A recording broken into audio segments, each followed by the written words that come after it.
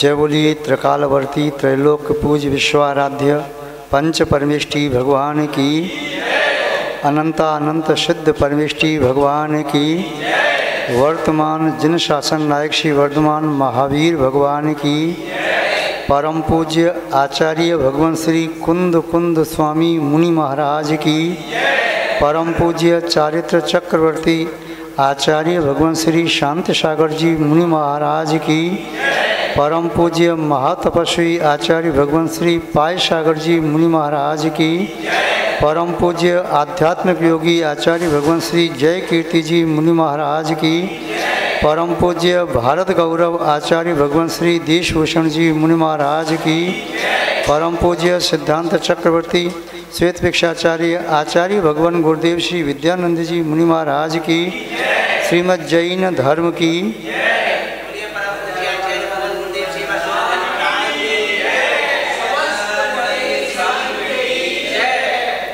जैनम जयतु शासनम विश्व कल्याण कारकम।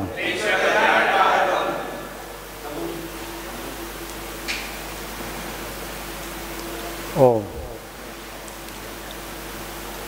उपस्थित धर्म स्नेही सत श्रद्धालु भव्यवर पुंडरीक श्री जिनेन्द्र भगवान के पादमूल में विराजित आप सभी पुण्यात्मा महानुभाव, यहाँ पर करुणा के सागर आध्यात्मिक संपत्ति का आनंद लेने वाले महातपस्वी सिद्धांतविद,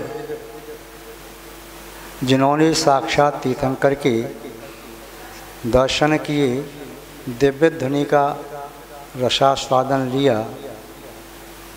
अंतिम शुद्ध केवली भद्रभाव स्वामी को अपने हृदय में विराजमान कर जिन्होंने जन शासन की महती प्रभावना की, वे आचार्य भगवान कुंद कुंद स्वामी आत्मा का वैभव स्वयं जब अनुभव में आया तो उनका करुणा का भाव इस प्रकार से प्रस्फुटित हुआ, जैसे पर्वत में जल ज़्यादा हो जाए तो चट्टान को तोड़कर झरना फूट पड़ता है, ऐसे उनके हृदय से जो करुणा की रसधार वही 2000 वर्ष हो गए, आज तक भव्य जीव उनके द्वारा इस लिपिबद्ध शास्त्र का स्वाध्याय करके वाचना, प्रक्षणा, अनुप्रेक्षा, आमनाय व धर्मोपदेश देकर के आत्मा में जिस आनंद का अनुभव करते हैं वह आनंद शब्दातीत है। जैसे गूंगा व्यक्ति गुड़ खाए, मिश्री खाए तो स्वाद अंदर में आता है किंतु कह नहीं सकता, ऐसे ही आचार्य भगवान कुंद कुंद स्वामी की इस दिव्य अमृतोपमा वाणी को सुनकर के रोम रोम पुलकित हो जाता है। यहाँ वाचना में समय सार का प्रथम अधिकार अभी चल रहा है। विगत दिवस गाथा नंबर 34 को देखा था, आज गाथा नंबर 35 को देखते हैं। आचार्य भगवान कुंद कुंद स्वामी जी गाथा नंबर 35 के माध्यम से क्या कहना चाह रहे हैं, लगता है महामंत्र नमोकार के 35 अक्षर इस गाथा में सारभूत समाये हैं। महामंत्र नमोकार जो कार्य करता है, इस गाथा का अर्थ भी वही कार्य जीवन में कर सकता है। उस महामंत्र का उद्देश्य भी आत्मा के समग्र शाश्वत और स्वाभाविक वैभव को प्रदान करना है, और इस गाथा का भाव भी आत्मा के उस स्वाभाविक शाश्वत अनंत वैभव को दिखाने का, जनाने का, प्राप्त करने का मार्ग बताने का प्रयोजन है। विगत दिवस जो देखा था उसमें आप लोग देख रहे थे, आचार्य महोदय ने प्रत्याख्यान के संबंध में बात कही थी, और प्रत्याख्यान का अर्थ होता है त्याग करना। त्याग किसका करना? जो अपना है उसका त्याग नहीं करना, उसका त्याग किया भी नहीं जा सकता। जो पर है वह आपका कभी हो नहीं सकता, जो पर है वह आपका हो नहीं सकता, और त्याग भी उसी का किया जा सकता है। जब किया जा सकता है, आपका है नहीं, तो फिर त्याग कर क्यों नहीं देते? अनादि काल से पर पदार्थों पर अपनी सत्ता जमाने की कोशिश क्यों? पर जन पर अपना अधिकार जमाने का भाव क्यों? दूसरों पर हुकूमत और शासन करने का भाव क्यों? दूसरों को चाहते हैं कि मेरे अंडर में रहे, मेरी आज्ञा को माने, मेरे नेत्रों के इशारे से चले, मेरे चेहरे के भावों को पढ़कर प्रवृत्ति करे, मेरे मनोभावों को जान ले, जैसा मैं चाहता हूँ वैसा करे। क्या आप अपने मनोभावों के अनुसार, आत्मभावों के अनुसार आत्महित में प्रवृत्ति कर पाए हैं? क्या आपने अपने मन पर, वचन पर और शरीर पर नियंत्रण कर पाया है? दूसरों को वश में करने के लिए वशीकरण मंत्र की जाप कर रहे। संसार में क्या विडंबना है, कहाँ कहाँ तांत्रिक के कोई चक्कर में पड़ गया। मेरा पति मुझे इसलिए नहीं करता, वशीकरण मंत्र दे दो, कोई ताबीज़ दे दो, गंडा दे दो, मंत्र दे दो, कुछ ऐसे बता दो। मेरी पत्नी मेरी आज्ञा में नहीं है, दो। ये सब उल्टा क्रम कैसे चल रहा है? यही सब संसार वर्धक है और आत्मा के लिए अत्यंत दुखप्रद है। अरे भाई, पर को वश में करने की कोशिश क्यों?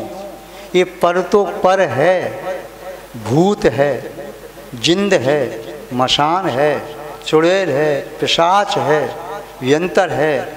आज आपने वश में कर लिया और कल उसका दाव चल गया, तो आपको वश में करके कोई आपको ऐसी नरक की यातना देगा कि आपको कई जन्मों तक याद रहेगी। अरे अपना धर्म बताता है, सामने वाले को वश में क्यों करना चाहते हो? सामने वाले ने आपका कुछ छीन लिया है क्या? सामने वाले के पास आपका कुछ है क्या? सामने वाले पर आपका कुछ भी नहीं है, फिर उसको वश में क्यों करना चाहते हो? अपने मन को वश में क्यों नहीं कर लेते? जो मन आपसे कह रहा है कि सामने वाले को वश में करो, वह मन ही उपद्रवी है जो आपको अनादिकाल से परेशान कर रहा है। वह मन ही खतरनाक है जो आपको दर दर का भिखारी बना रहा है। वह मन ही आपके लिए सबसे बड़ा शत्रु है जो आपको नरक की निगोद की यात्रा करा रहा है। मन कहता है ऐसा करो, मन कहता है वैसा करो, मन कहता है ये खाओ, ये पियो, यहाँ बैठो, ये देखो, ये सुनो, ये सूंघो, ये चखो, इसके साथ भ्रमण करो, उसके साथ भ्रमण करो, उसके साथ गमन करो, उसके साथ वार्तालाप करो। ये मन ही तो कहता है। और कभी कहते हैं मन के मते न चालिए, मन के मते अनेक, जो मन पर असवार है सो साधु को एक। मन तो क्षण क्षण में बदलता है, पीपल का पत्ता जैसे हवा से जैसे वह चंचल हो जाता है। मछली पानी में चंचल हो जाती, ज़्यादा पानी हो तो। भ्रमर पुष्प के ज़्यादा पादप हों, पुष्प वाटिका हो तो चंचल हो जाता है। बंदर यदि कोई सूखा पेड़ हो तो हिलाएगा, कहीं टीन शेड हो तो उस पर जंप लगाएगा, या कहीं और उसे कहीं तार लगे दिखाई दिए उस पर जंप लगाएगा। रस्सी बंधी होगी तोड़ेगा, कुछ और कपड़े पड़े तो फाड़ेगा, तो चंचल हो जाता है। यदि बंदर को शराब पिला दी जाए तो और चंचल हो जाएगा, और उसे भूत लग गई हो तो और चंचल हो जाएगा, और उसे बिच्छुओं ने काट दिया हो तो और चंचल हो जाएगा। तो आचार्यों ने कहा है यही मन की दशा है। मरकट चंचल स्वभाव से, उसको शराब पिला दो तो और ज़्यादा चंचल, उसे भूत प्रेत की बाधा हो जाए तो और ज़्यादा चंचल, उसे बिच्छू काट खाएँ तो और ज़्यादा चंचल। जितना चंचल वह बंदर हो जाता है, मरकट हो जाता है, उससे ज़्यादा चंचल हमारा मन हो जाता है। अभी बच्चे की तरह से बच्चा पहले एक खिलौना मांग रहा है, फिर वो खिलौना मांगेगा। शाम को बालक बालिका एक तकिए के पीछे लड़ने लगे, वह कहता तकिया में लगा के सोऊंगा, बेटी गति में लगा के सोऊंगी। उलझ गए दोनों, माँ ने समझाया नहीं, बाद में चलो तकिया दे दिया, माने दूसरे बेटे के या बेटी के सिर के नीचे अपना हाथ लगा दिया, चल ऐसे सो जा। थोड़ी देर बाद दोनों सो गए, तकिया कहाँ पड़ा है, सुबह तकिया से कोई प्रयोजन नहीं, क्षण भर के लिए। बच्चों जैसी हमारी भी जिद होती है, हमें यही चाहिए, यही मकान, यही दुकान, यही वस्त्र, यही आभूषण, यही पद, यही प्रतिष्ठा, यही मान सम्मान, हमें यही चाहिए। मालूम है ये यहाँ का यहीं रह जाएगा, साथ में नहीं जाएगा। चाहे कितनी भी धन दौलत हो, जब प्राण निकलेंगे 1 इंच भी सर करके नहीं जाएगी। शरीर को कितना खिलाओ पिलाओ, सजाओ नहलाओ धुलाओ, कुछ भी करो, प्राण निकलते ही जहाँ पड़ा है वहीं पड़ा रह जाएगा, 1 इंच भी खिसक करके साथ नहीं जाएगा। तो ये पर वस्तु मेरी न थी, न है, न कभी हो सकेगी, उस पर अपना अधिकार जमाने का ये भाव क्यों? चलो आज मेरी नहीं है, कल मेरी हो जाए तो उसे बनाने की, अपनाने की कोशिश करो। या भाई कल मेरी थी आज नहीं है तो क्या मेरे संस्कार उसे प्राप्त करने की, तो ठीक है, किंतु कल मेरी नहीं थी, आज भी मेरी वह नहीं है और कल भी मेरी नहीं हो सकेगी, ऐसी परवस्तु पर अपना मन लगाना क्या उचित है? उस परवस्तु को अपना बनाने का भाव आता ही क्यों है? ये आता है अज्ञानता के कारण, ये आता है मोह के कारण, मिथ्यात्व के कारण। जब अंदर मिथ्यात्व बैठा हुआ है तो मिथ्यात्व के कारण व्यक्ति की आँखों पर पट्टी बन जाती है, विवेक शून्य हो जाता है, और जो पर वस्तु है वह तो उसे अपनी लगती है और जो अपनी वस्तु है वह उसे पर लगती है। जैसे शराबी शराब के नशे में कह सकता है ये मकान मेरा है, ये महल मेरा है, किला मेरा है, ये वाहन मेरे हैं, ये सब परिवार वाले मेरे हैं, सब मेरी नौकर चाकर हैं, कुछ भी कह सकता है यदवा तदवा। जब वह शराबी का विवेक नष्ट होता है तो वह भी पराई वस्तु को अपनी कह देता है, अपनी वस्तु को पराई भी कह सकता है, कभी भूल से अपनी वस्तु को अपनी, पराई को पराई भी कह सकता है। उसका वह कहना प्रामाणिक नहीं है। वह शराबी व्यक्ति कुछ कह रहा है, उसकी बात पर कोई विश्वास नहीं करेगा।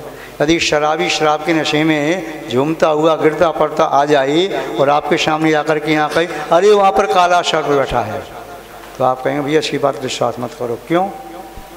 यह शराब पी के आया, ये होश नहीं, ये क्या कह रहा है, कहीं कोई काला सर्प नहीं बैठा।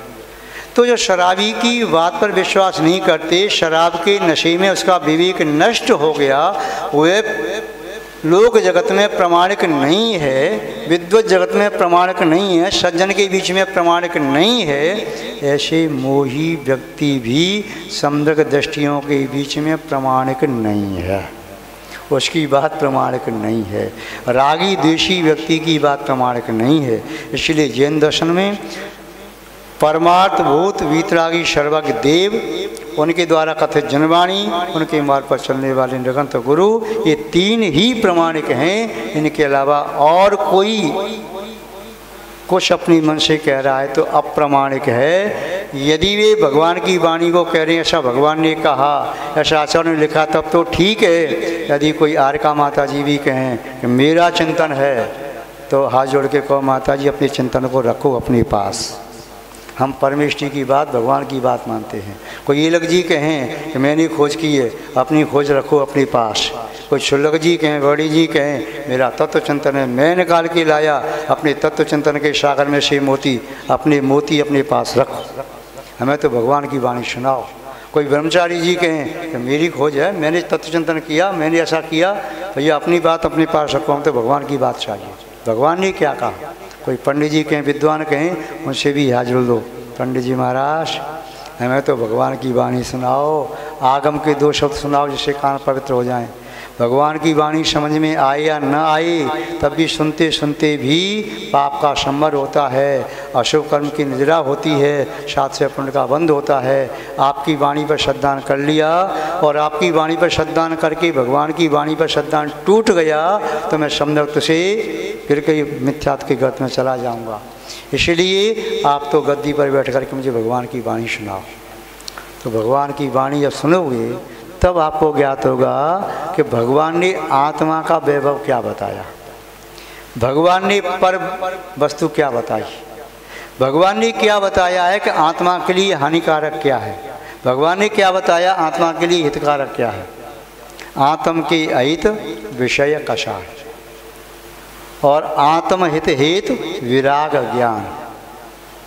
आत्मा का हित होता है वैराग्य से और सम्यक ज्ञान से। सम्यक ज्ञान सम्यक दर्शन के बिना भावी होता है। सम्यक दर्शन जहाँ पर होता है वहाँ पर नियम से सम्यक ज्ञान भी होता है। और सम्यक दर्शन जितना मजबूत होता है, दृढ़ होता है और ज्ञान की वृद्धि होती जाती है तो जीवन में वैराग्य का उदय होता है। जीवन में सम्यक भावना जागृत होती है। वैराग्य का आशय पर वस्तुओं के प्रति विरक्ति, वैराग्य का आशय संसार शरीर भोगों के प्रति वे डिटैचमेंट यानी विरत भाव, अरति भाव। और सम्यक का आशय होता है धम्मी धम्म फलमीय हर्षो भावो होई सम्यको। धर्मात्मा को देख करके, धर्म के कार्यों को अनुष्ठान को देख करके, धर्म के फल को देख करके अंदर में आनंद आता है। सुन लिया मुनि महाराज जी आ रहे हैं, वो गदगद हो गया, उसका मन व्याकुल हो रहा है, कब जल्दी जा करके मैं दर्शन कर लूँ मुनि महाराज के, कब दर्शन कर लूँ। वो ऐसे प्यासे चातक की तरह से उन मुनि महाराज के दर्शन के लिए व्याकुल है। वह पिंजरे में बंद पक्षी की तरह से व्याकुल है, कब जा करके दर्शन कर लूँ, कब मैं आहार दे लूँ उन्हें, कब उनकी मैं भैयावती करूँ, सेवा करूँ। ये मन में भावना हो रही।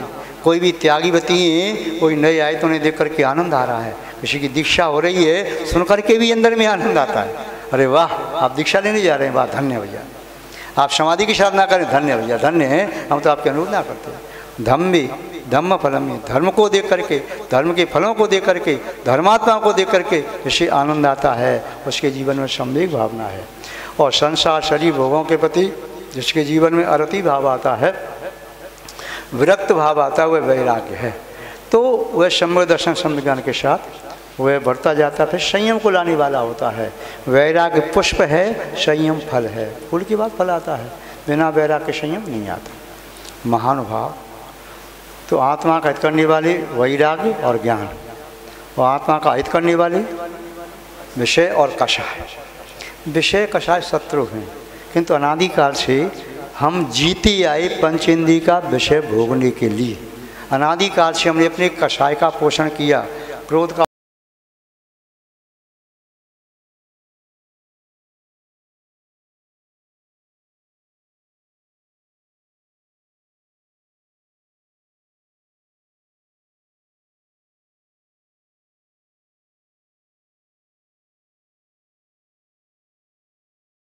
डूबे रहे, पांच इंद्रिय के विषयों को भोगते भोगते पाप करते रहे।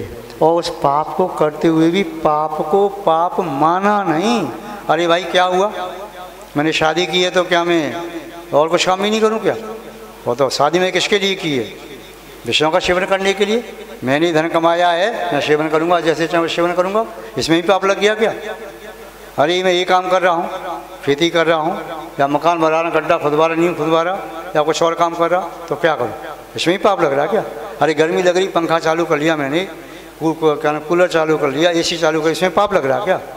अरे मैं फ्रेश हो रहा हूँ, टॉयलेट के लिए जा रहा कहीं, फ्रेश में जा रहा कहीं, इसमें पाप लग रहा है क्या? उसे पाप दिखाई नहीं दे रहा और कितने पाप कर रहा है। कई बार तो बड़े बड़े महापाप कर लेता है, अबॉर्शन जैसे पाप करा लिए, फिर भी नहीं मालूम उसे पाप किया है, जान ही नहीं रहा ऐसे पाप कर रहा है। विषयों का सेवन, मुझे संतान नहीं चाहिए थी, ऐसा नहीं था, या रात में भोजन करना भी पाप होता है क्या? मान ही नहीं रहा। अब उसका सेवन करना पाप होता है क्या? अरे मैंने कोई वस्तु पी ली, खा ली, कोई ऐसी चीज़ संसार ने बनाई क्यों? मैंने खाया, मैंने पिया, इसमें पाप होता है क्या? पाप को जान ही नहीं पाया पाप क्यों क्या है। फिर कहता है मैं ही क्यों, मुझे ही ऐसा दुख क्यों मिला, मेरे साथ घटना सी क्यों हुई? भैया पाप तो तूने किया ना, फल तो तू ही भोगेगा। जब पाप किया तब तूने पाप को पाप समझा नहीं, अब पाप का फल आया तब समझ में आ रहा है मुझे ऐसा फल मिल रहा। कभी पुण्य करने पर पाप का फल नहीं मिलता और कभी पाप करने पर पुण्य का फल नहीं मिलता। पाप करने पर पाप का फल उसी जीव को मिलता है और पुण्य करने पर पुण्य का फल भी उसी जीव को मिलता है। तो आत्मा का हित करने वाले विषय कषाय हैं, पाप हैं। विषय भी पाप का कारण है और कषाय भी पाप का कारण है। जब तक विषय कषाय जीवित रहेंगे तब तक पाप से आत्मा को बचाया नहीं जा सकता, चाहे कम और ज़्यादा पाप का बंध होता रहेगा। महानुभाव, तो कल जो प्रत्याख्यान की बात कही थी, पर वस्तु को छोड़ो, पर भावों को छोड़ो। और पर भाव कब छूटेंगे? जब पर पदार्थों को तो छोड़ो।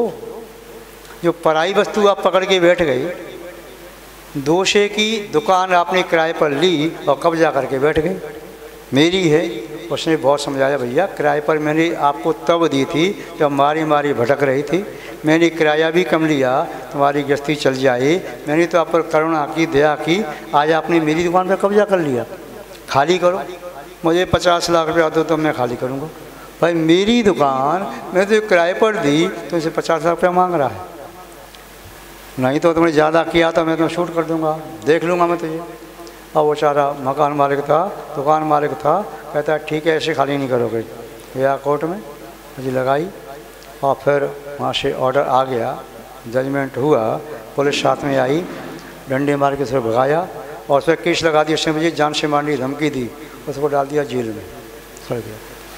पर वस्तु पर यदि अधिकार जताओगे तो मार भी खाओगे और सड़ते रहोगे जेल में, कहीं दुर्गति की जेल में।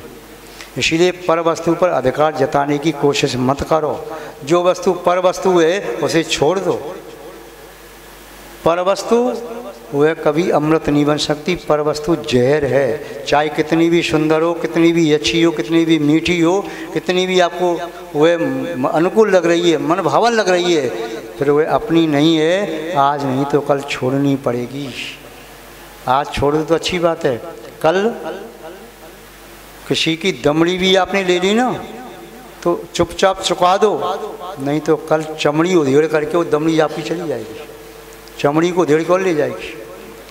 यदि आज आपने किसी का धन नहीं चुकाया तो कल गधा बन करके, ऊँट बन करके, बैल बन करके, उसकी सवारी बन करके, हाथी आदि बन के चुकानी पड़ेगी। नहीं तो उसके खेत पर वृक्ष बन जाएगा आम का, हर साल फसल दे, कष्ट सहन करता रहे। या अन्य प्रकार से चुकाएगा, नौकर बन के चुकाता रहे जिंदगी भर, मधुआ मजदूर गुलाम बन करके रहे। तो इसलिए पर वस्तु पर अपना अधिकार मत जताओ।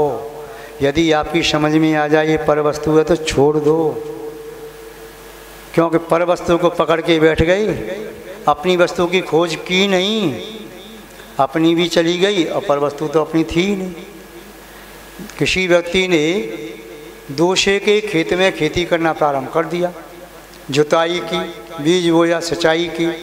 उसने कई बार कहा भैया तेरा खेत नहीं है, अपना खेत खोज ले, खाते में देख ले तेरा खेत कौन सा है, ये मेरे खेत का नंबर है। नहीं, अब जैसे फसल आई तो कोर्ट में पहुंच गया, मेरा खेत है सर, और कहना प्रमाण मिल गया मेरा खेत है, मेरे खेत की फसल है, मैं काटूंगा। वो कहता मैंने खेती की, तूने क्यों की खेती मेरे खेत में, ये तेरा दंड है, तूने खेती क्यों की, अपना खेत पहचान। ऐसे ही हम पुद्गल के खेत में खेती करते हैं, मन वचन काय के माध्यम से साधना करते हैं, पुरुषार्थ करते हैं, श्रम करते हैं जिंदगी भर, किंतु उस खेती का फल तो पुद्गल ले जाता है, आत्मा को तो कुछ नहीं मिल पाता है। बस चौराहे बैठ के झुंझुना बजाता रहता है आत्मा, तो फिर जाने गोद में, फिर जा नरक में, फिर जा कहीं परेशानी में, कहीं भी जाता रहे। और जिसने अपने खेत को पहचान लिया तो एक बीज भी बोया है तो बट वृक्ष की तरह फलीभूत होगा, बहुत सारे फल देने वाला होगा। इसीलिए सबसे पहले तो अपने खेत को पहचान लो जहाँ खेती करना है। सबसे पहले अपने मकान को पहचानो। आपने दूसरे की ज़मीन में मकान बना दिया और खूब आपने अंदर से बड़ी फिनिशिंग की, बहुत अच्छा वेल फिनिश्ड मकान आपका है, और रहने के लिए आए, सामने वाला कहता है चलो निकलो यहाँ से, ये पेपर मेरे नाम है, मकान मेरा है, और मैंने बनाया। क्यों बनाया मेरी जगह पर, क्यों बनाया तुमने, इसको तोड़। मैं ऐसा मकान ही मैं तो यहाँ गोदा बनाना चाहता था, मेरी जगह तोड़ क्यों गिरी, सर तोड़ यहाँ को, तू ही अपने आशे तोड़।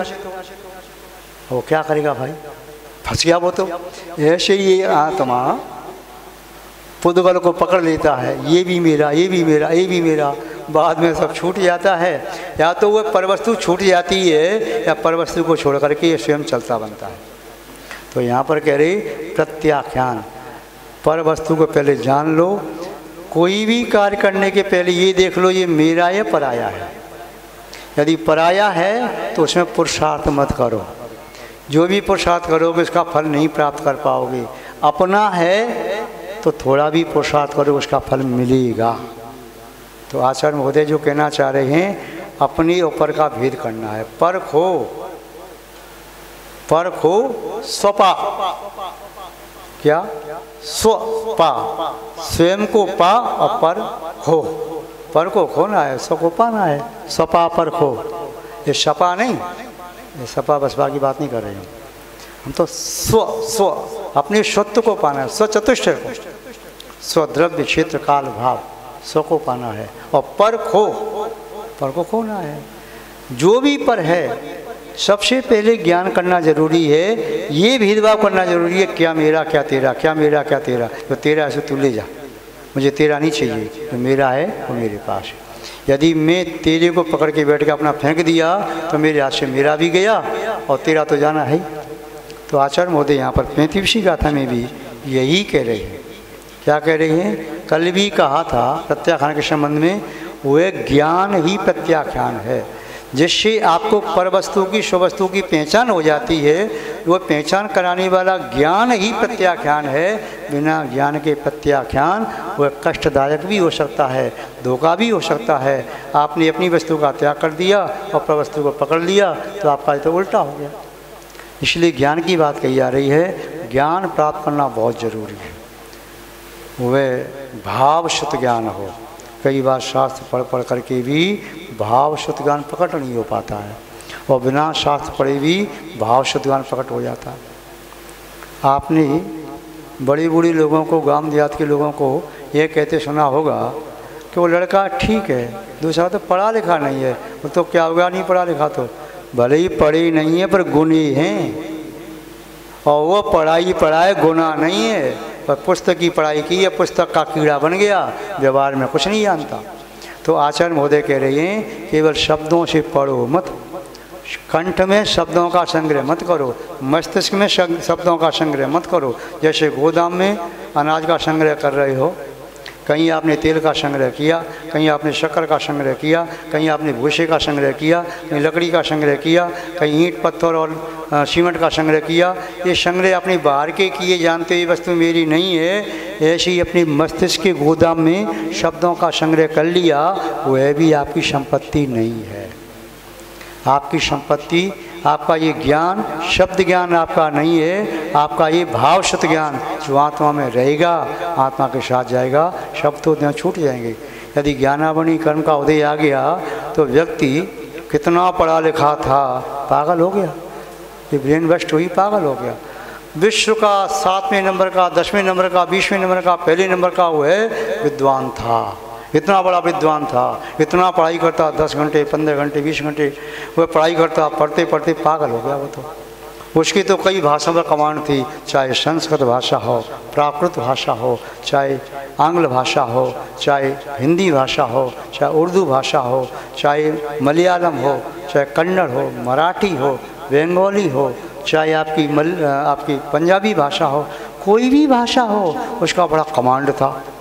इतना वह तो ब्रिलियंट था, क्या कंस के बारे में, किंतु अब वो पागल हो गया। तो ये शब्द ज्ञान अपनी संपत्ति नहीं है। ये शब्द ज्ञान तो आपको इंगित कर रही है। कहीं मील के पत्थर पर लिखा है कि आपका मकान उस ओर है, साइन बोर्ड पर लिखा, वहाँ लिखा वह शहर इतनी दूर है, आगे बोर्ड लगा आपका मकान इधर है। वह साइन बोर्ड आपका मकान नहीं है, मील का पत्थर आपका मकान नहीं है, संकेत दे रहा है। ऐसे ये शब्द हैं, ये शब्द आपकी संपत्ति नहीं है, ये तो इंगित कर रहे हैं कि आपकी संपत्ति कहाँ है। आचार्यों ने शब्द लिखे हैं, उन शब्दों के इशारे को समझो तो आप आत्मा की संपत्ति प्राप्त कर पाओगे।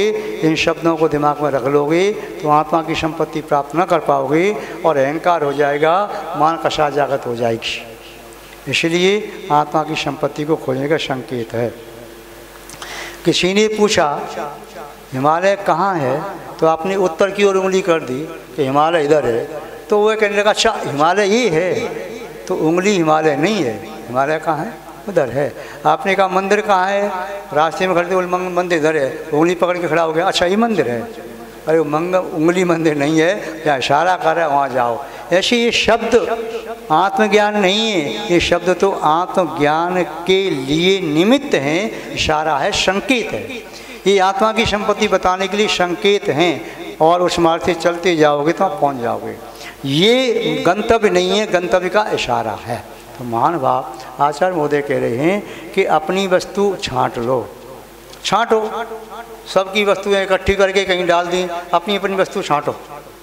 किंतु दूसरे की वस्तु आपने ले ली तो दंड मिलेगा। अपनी वस्तु छांटो। यदि अपनी वस्तु नहीं मिल पाई, आप नहीं खोज पाए, तो आपकी वस्तु आपको दे दी जाएगी, किंतु थोड़ा सा आपको दंड भुगतना पड़ेगा। माना कि आपकी वस्तु 10 करोड़ की है तो आपको 5% दंड भुगतना पड़ेगा, यानी 10 करोड़ की संपत्ति 9.5 करोड़ में आपको मिल जाएगी। 9.5 करोड़ में 50 लाख नहीं मिलेंगे, कोई बात नहीं। आपकी संपत्ति आप नहीं खोज पाए तो आपको मिल जाएगी थोड़ी सी हानि के साथ। किंतु आपने पर की वस्तु प्राप्त कर ली, खोजते समय आप भूल गई मेरी या पराई, तो पर की वस्तु भी देनी पड़ेगी। जितनी कीमत की वस्तु है उससे दूना जुर्माना भी देना पड़ेगा। इसलिए अपनी वस्तु जब तक नहीं मिल पा रही तब तक पर वस्तु को तो छोड़ दो। पर वस्तु को छोड़ देना भी एक बहुत बड़ी उपलब्धि है। और जो पर वस्तु को अपना नहीं आता, ये नहीं ये नहीं ये नहीं ये नहीं, तो उसे अपनी वस्तु आज नहीं तो कल मिल ही जाएगी। तो महान भाव आचार्य महोदय वही कह रहे, प्रत्याख्यान, ज्ञान ही प्रत्याख्यान है। वस्तु का त्याग करो, फिर वस्तु के प्रति ममत्व का त्याग करो। आज गाथा नंबर 35 में क्या कहना चाह रहे हैं, इसे भी देखते हैं आचार्य महोदय के शब्दों में ही कि उनका क्या भाव है। जह राम को विपुरुषो परदव मिणंते जान दुम चैदी तशव्य पर भावी रावण विमुच्य देणाणी। क्या बात करिए। जह जिस प्रकार से राम को विपुरुषो, कोई भी नामधारी पुरुष, कोई भी आदमी परद्रव्यम, परद्रव्य को इड़म इति जानिदम चैदी, यह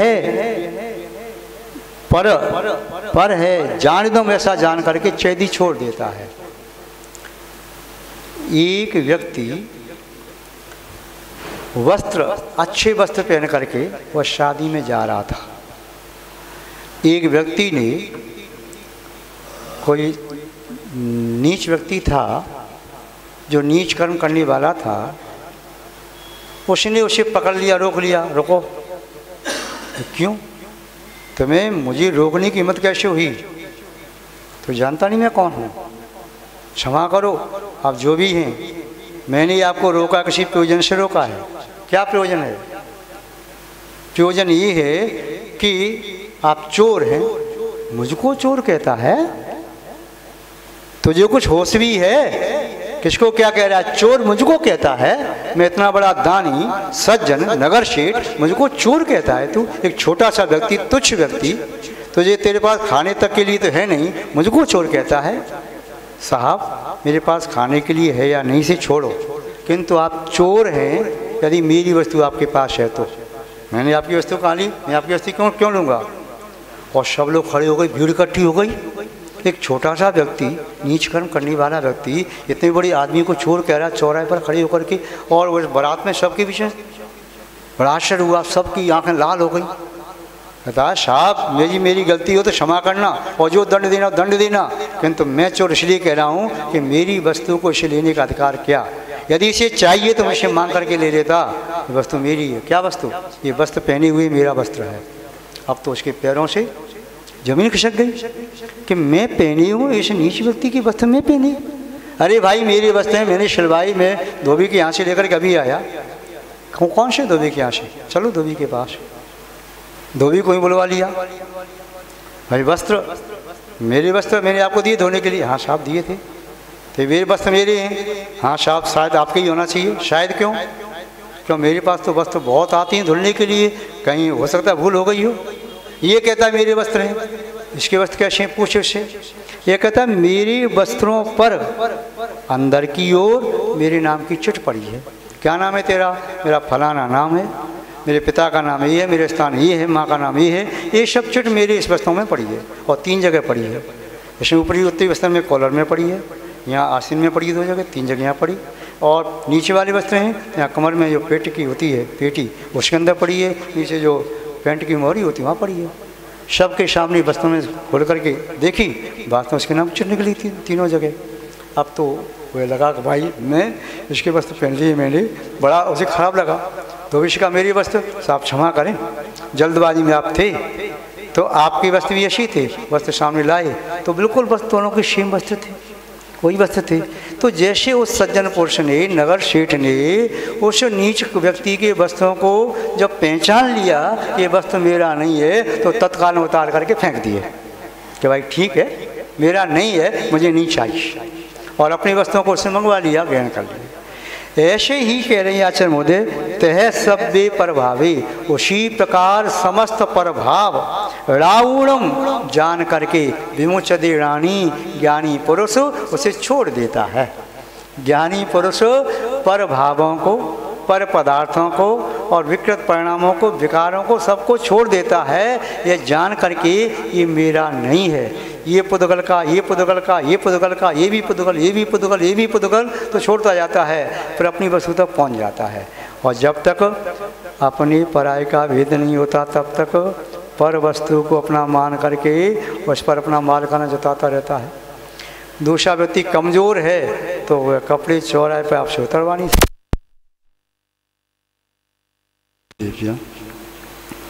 मानव ज्ञानी पुरुष की पहचान ये होती है, वह अपनी पराई में भेद जान लेता है, इसलिए उसे अंतरात्मा कहा जाता है। उसने अंतर डाल दिया, परद्रव्य क्या है और स्वद्रव्य क्या है।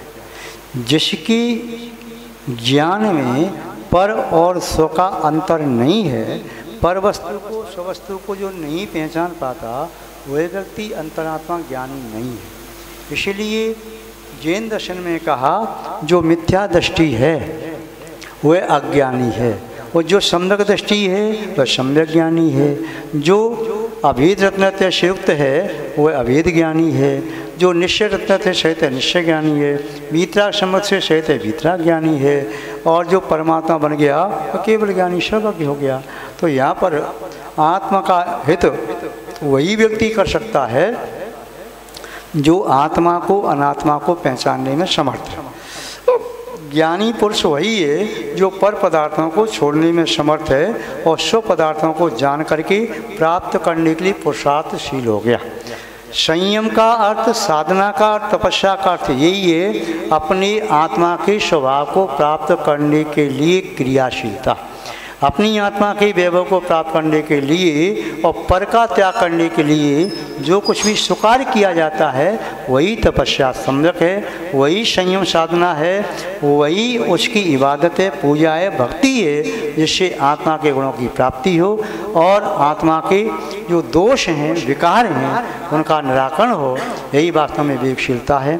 आज बस इतना ही पर्याप्त है। शेष चर्चा अपने बाद में विस्तार से करना चाहिए। जय बोलिए श्री शांतनाथ भगवान की, पूज्य आचार्य गुरुदेव श्री विद्यानंद जी महाराज की, श्रीमद् जैन धर्म की।